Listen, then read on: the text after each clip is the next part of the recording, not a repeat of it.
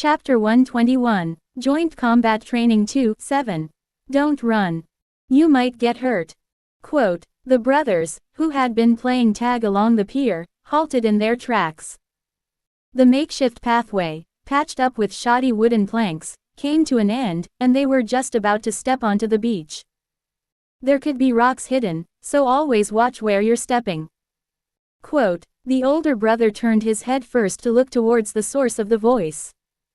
At the spot where the pier met the shoreline, sitting on a gently sloping breakwater, was a clumsy-looking girl with her knees hugged to her chest. Her blonde hair damp with the morning dew. The sun, just starting to rise, illuminated her face with a soft smile. Though she seemed to be their age, there was a curious maturity about her. The boy stared blankly at the girl's face for a moment before nodding, then he tightly grabbed his younger sibling's hand and they both dashed towards the beach. Despite being peers, the girl couldn't help but feel a protective instinct, prompting her to utter that warning.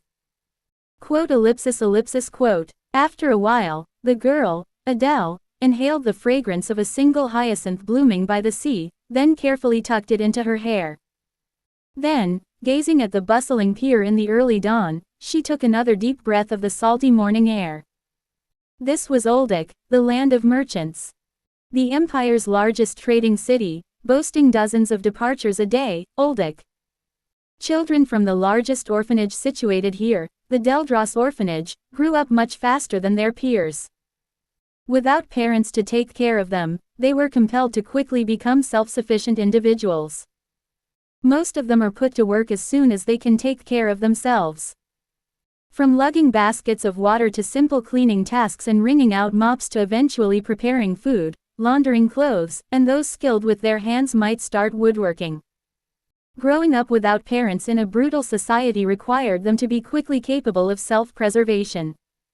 As harsh as it may seem, there was no choice. This was the policy of Deldros Orphanage. It was more than just a protective home for children, but a place that prepared them to navigate the dangers of the world on their own. Perhaps influenced by the atmosphere of Oldic City itself. Adele, with her naive appearance, considered these thoughts quietly as she sat, facing the sea breeze. Even in the early hours of dawn, the pier was alive with workers loading ships. Merchants drummed their abacuses amidst the noisy crowd, captains checked inventory, and workers haggled over transportation contracts and insurance negotiations. Humans rising before the sun to toil. In this bustling city of commerce, diligence and industriousness were paramount virtues. There you are, Miss Adele. Quote, suddenly, she noticed the approach of a man striding with hands clasped behind his back from the opposite end of the breakwater. His clerical garments, though fitting, bore the grime of hard work. He had the visage of a devout clergyman. Have you heard the news? You're being sent to the capital for a bishopric assessment, I heard. Quote, Adele swung her legs, seated on the ledge, and grinned broadly. Congratulations. Whoa, you'll become a very high-ranking person. Bishop Verju. The Deldros Orphanage operated under the support of the Telos denomination, a religious institution. Particularly as the largest orphanage among those in the empire, someone of at least bishop rank was sent to take charge before becoming an archbishop. Archbishop Verju reached Adele's side, walking along the breakwater. The girl's attire shouted poverty. An overworn skirt, a blouse with fraying cuffs, and straw-colored hair tied with an old rag. Despite that, there was a certain grace to Adele. Too young and clothed in tatters with simple jewelry, yet that grace remained inexplicably intact. Saint Elnir, who blessed the capital, passed away after 7 years of administering baptisms. It has been a story since last year. Quote, Adele, anticipating what Verju might say, didn't respond but listened attentively. For a consecrated prayer towards Telos, the legacy of saints must persist. Our current conundrum is finding someone with divine energy comparable to hers, but you, Miss Adele. Quote, Bishop Verju, you think too highly of me. Really? Quote, she flicked a cosmos flower she held in her other hand as her legs continued to dangle. Seeing the future isn't something I have control over. It's merely serendipity. Even if it's by divine energy, how can it be my power if I can't wield it at will? Miss Adele, that's of no consequence. Quote, Verju stood beside her, hands still clasped, peering at the lively pier, a scenery all too familiar to him. The high clergy of the capital dispatched him to Oldic for a reason, his work ethic closely mirrored that of merchants. Indeed, Verju had effortlessly adapted to the culture of Oldic. What's important is the sheer existence of your extraordinary ability.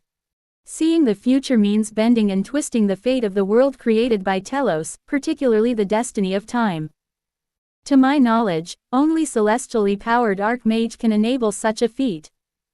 Quote, Archmage, I don't know how to do anything so grand. Quote, perhaps it's an innate manifestation of divine power, even if you weren't taught it. That alone is quite remarkable. Quote, Verju's red ponytail fluttered in the wind, revealing the back of his head. To ascend to sainthood is your destined vessel. It's a tremendous honor for me to have discovered one ahead of anyone else.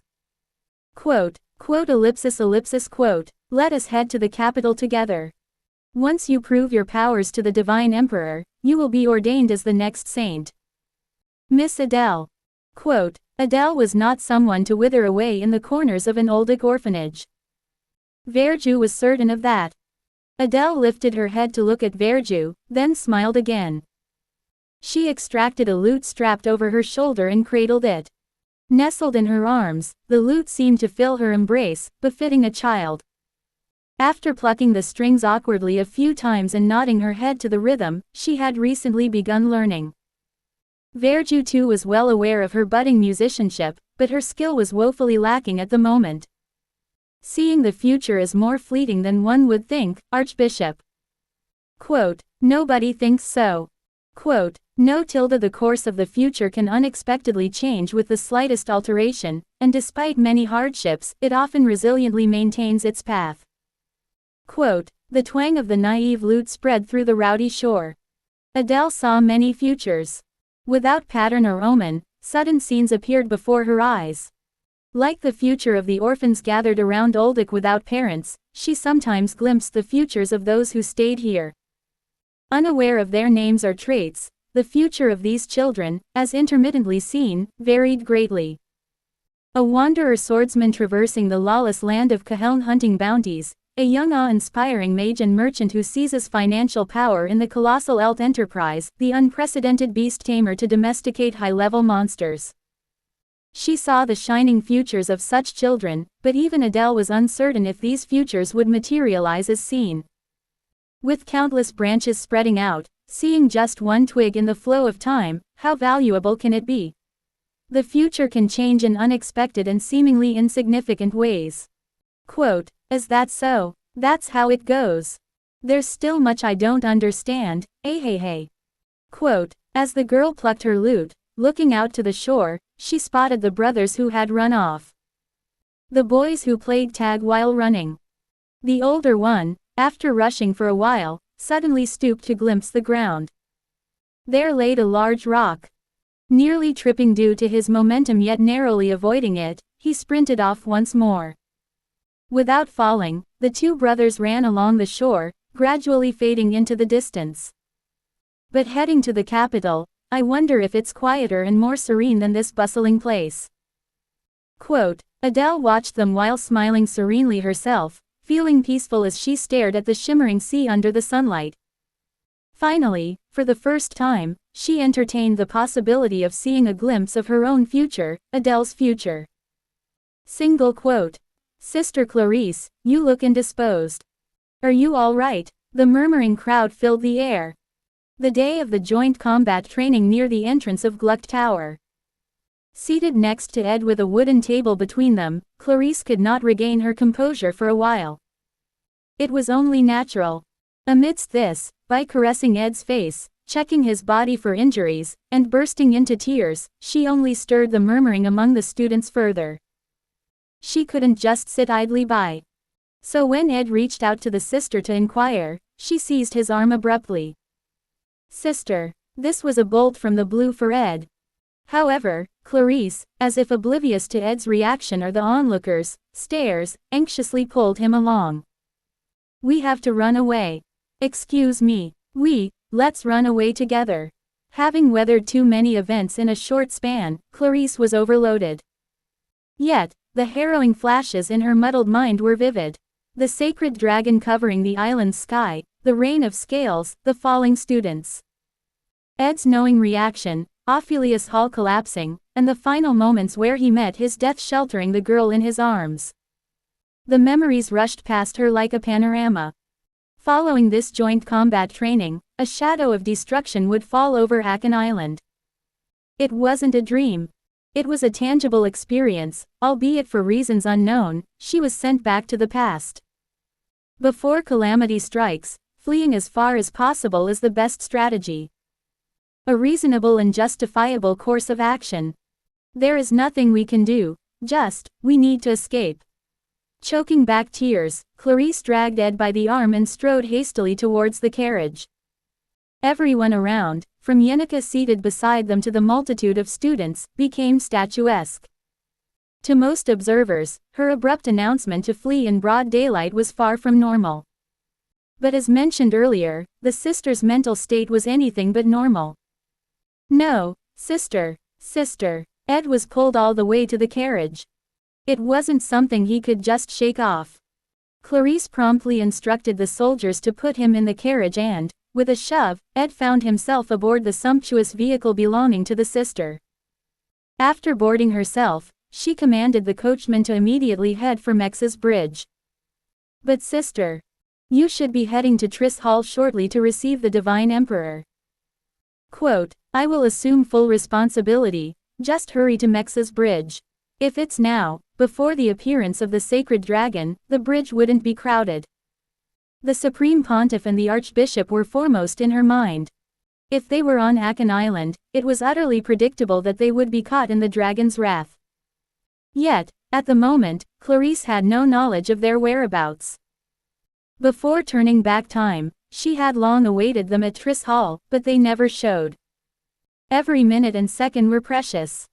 To seek them out and have them comprehend the situation, to cancel all arrangements and have them flee the island was unfeasible. Likely before they could be found, the dragon would descend first. Clarice's teeth chattered, beads of sweat forming uncontrollably. As a sister, she wanted to ensure the Divine Emperor and Archbishop's safety first, but, ultimately clenching her jaw, she had the carriage set off for Mex's bridge. Now, saving those in reach, getting more people out was the right thing to do.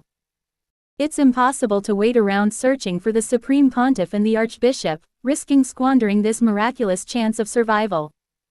At the driver's bench sat the coachman and knights who had protected the sister to the end and met their demise in her rescue. And across from Clarice, sat Ed Rothtaylor, the man who had died protecting the sister from the rubble at the very end. Right then, these were the only people Clarice could reach. She longed to take more people with her from the school, but the carriage could only fit so many. Therefore, she had no choice but to first save those who mattered to her. The sensation was like waiting human lives on a scale. The chilling sense of sin crawled up Clarice's spine, yet, even so, she couldn't bring herself to stop the carriage. That gargantuan dragon was not a foe humanity could contend with. Yielding to guilt and remaining on Akan Island would amount to nothing more than a senseless death. Sister, this cannot continue. Quote, Ed protested in the rocking carriage. Sister, you should be heading to Triss Hall. I also have the joint combat training scheduled, if we continue like this both of us. Quote, after the joint combat training ends. Quote, whether one believes it or not. Without expecting belief, Clarice continued speaking. A giant dragon will descend upon Akan Island. And then, it will kill us all. Quote, excuse me, even if she appeared as a madwoman, it mattered not. She just wanted to divulge the truth. I was about to die once, but I came back to the past. Quote, what does that mean? I don't know myself. Having steeled her resolve, Clarice barely managed to finish speaking. Crushed, instead of me, died, so, no matter what happens, ask for help from Senior Ed. Of course, you might not understand what I'm saying right now, but still, that. No, Saintess, what exactly are you? It was difficult to believe such a sudden tale straight away. Even putting oneself in the other's shoes, it was understandably perplexing. A saintess of the order suddenly appeared, dragged him into a carriage, and claimed she had returned from the future. But for Clarice, this was the absolute truth. How am I supposed to react when you say something like that suddenly? I know it's hard to believe, but the only person I can rely on is Senior Ed. Amid the chaos, Ed seemed to be the only one who had grasped the gravity of the situation. And he was the one who had sacrificed himself to protect the saintess until his very end. No matter what you say to me, please believe me, it's true, I really saw a dragon. And all the students dying, and Senior Ed dying to protect me, I saw it all clearly with my own eyes. The scenes from that time haunted Clarice, leaving her traumatized. Tears streamed down her face, carrying genuine emotion, yet Ed was still perplexed. Clarice wiped her tears repeatedly and then finally remembered Ed's last words. Saintess, perhaps we should stop the carriage and talk. Quote, 1:5. Ed, with a troubled expression, initially tried to calm Clarice down, but she continued undeterred.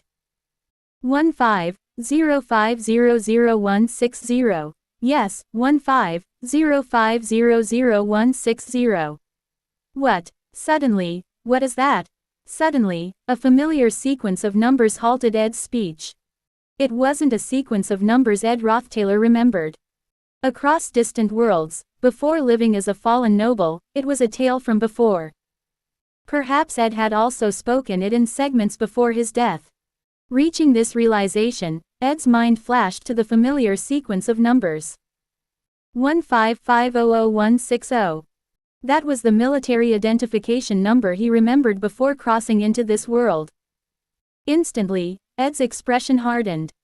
Such information could not be known by anyone but himself. Obviously, Ed had never shared this information with Saintess Clarice. Yet, the exact sequence of numbers she recalled lent immense credibility to her words. Creak. Suddenly, the carriage stopped. The driver's window opened, and the coachman reported, Saintess, there are inspection troops at the Mexes Bridge. Currently, goods from the Elk Trading Company are crossing, causing some chaos due to the goods wagons and mercenary escorts. We are asked to wait a bit. Quote, now, yes. It seems there was a backlog due to a dignitary's procession. It's difficult to clear all these carriages quickly, so we may have to wait a while. Just break through. Quote, Ed, sitting opposite, threw open the driver's window and spoke. Excuse me, we will take responsibility for the situation. It's urgent, so break through as soon as there's space. Quote, well, there might be some issues from the academy. Don't worry about that. Or is it impossible due to the space constraints? The coachman hesitated and looked towards the Mexes Bridge. LT's trading carriages were crowded, and mercenaries were haphazardly arranged on both sides. While there was space beyond the bridge, the arrangement of the carriages and mercenaries made a breakthrough seem difficult. Yet, to an experienced coachman, I've been a coachman for 22 years. If you can endure some shaking, with some exaggeration, even the ocean would seem easy to cross. Quote, very well. Quote, Ed closed the driver's window and firmly shut the windows on both sides where the saintess sat. Facing the saintess, who was visibly confused, he spoke with a seriousness that had not been there before. Please explain everything again, slowly, without omitting anything. Quote, as if he had gained an army, Clarice sniffled and swallowed her breath. Crash. At that moment, the carriage violently shook. It was the impact of breaking through the inspection. If Ophelius Hall has fallen, then indeed there would be no safe place left on Akan Island. Choosing to flee was a wise decision. Quote, Ed accurately assessed the situation just from Clarice's trembling narrative. And if you say time has reversed, it must involve divine magic. Quote, divine magic. Since you are a student of the magic department, Saintess, you would have at least heard mention of it during the first-year curriculum. Quote, Clarice nodded from within Ed's embrace. Despite the carriage's jolts becoming bearable, she clung to him like a newborn baby. With no time to question further, Ed didn't dwell on it. Among existing magical theories, only divine magic can interfere with time. However, a magic powerful enough to rewind time on such a massive scale cannot be produced by human mana alone.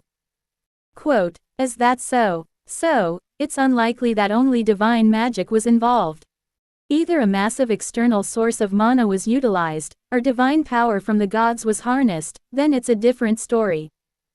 However, the former would require a long preparation period and large-scale magical engineering, while the latter would consume a vast amount of divine power. Quote, divine power. Yes, sacred techniques. Not something just anyone can use. Quote, the sacred techniques used by the Telos Order's paladins and high priests often intervened directly in the efficiency of mana. Yet, combining it with divine magic was strictly experimental. Large-scale divine magic itself was scarcely studied, and time-related magic was considered taboo, making it difficult for priests to access. Even professional magicians often deemed divine magic a realm of mystery, let alone devout priests attempting to combine it with sacred techniques. It seems very likely that high-ranking clergy were involved. Quote, I see, so that's why. Just before Ophelius Hall collapsed, Ed had been pondering something while looking at the sky, and now it all made sense. Even as the situation grew urgent, Ed was analyzing the cause. I don't know why such a risky attempt was made, but we should be thankful it saved our lives. Quote, we must make the most of this opportunity. First, we'll explain the situation and seek help once we reach the territory of Lord Jazzle. This should also alert the royal court. Whether that can stop the great dragon, I'm not sure. Quote, we must try whatever we can. By the way, Saintess, you seem to be sweating. Quote, upon hearing this, Clarice's shoulders shivered and she blushed. Before she knew it, she had burrowed so deep into Ed's embrace that she was clutching at his collar. But she couldn't help it. Being by his side, who maintained his composure even in such dire times, brought her an inexplicable sense of relief. His calm demeanor had allowed her to keep her own composure, where most girls her age would have collapsed in tears. Just a moment, Clarice said, snuggling deeper into Ed's embrace. She wanted to stay this way at least while the carriage was moving. Well, as you wish. As Ed spoke and lowered his arms, she felt another wave of relief and sought to indulge in this fleeting peace. Then a roar tore through the sky. It was the very sound from her nightmare. They had traveled quite a distance from Akan Island by now. Mex's Bridge, and even Mount Orton, appeared as mere parts of the distant landscape. But the colossal dragon, its size was overwhelming even from such a distance. Its presence was distinctly felt, its enormity more real because it was viewed from afar. A dragon so vast, it could obliterate the Sylvania Academy with a mere kick. Ah, eek, a nightmare rekindled, but this time they had escaped. Reminding herself of this fact, Clarice tried to regain her composure within Ed's embrace. Then a tremendous crash and a whirring of magic enveloped them. It was the activation of sacred protection, which enshrouded the Saintess's body. Sacred protection defended Clarice's body from malevolent attacks, not from natural disasters or accidents, but from intended harm. This meant a considerable attack had hit the carriage. The familiar sound of the carriage walls being shattered resonated. The sacred dragon Bellbrook's attack knew almost no range limits. The rain of scales from the sacred dragon that enveloped Akan Island meant that no matter how fast the carriage raced across the plains, it couldn't escape its reach. However, the farther away they were, the less dense and powerful the attack. Much more manageable than a direct hit, though the activated sacred protection was significantly weaker. Yet the carriage couldn't withstand it. One of the wheels shattered under the impact, and the diagonal wheel came off, eventually causing the carriage to collapse. After several violent jolts and twists, the Saintess's carriage met its end. Lying in the dust of the overturned carriage, the Saintess barely opened her eyes. Are you all right, Saintess? Yes, I'm fine, she said, looking up at Ed within her embrace. He was bleeding profusely from his head, already severely injured by several scales. The distant sounds of battle from Akan Island filled the plains. The magic of the sacred dragon and the counterattacks of the magicians lit up the sky like fireworks. In the midst of this, the wounded Ed managed to rise within the overturned carriage. Luckily, it was not a fatal injury. Ed, Sr., it's okay. I was holding the Saintess, so sacred protection shielded many vital areas and organs. Quote, he looked far from okay.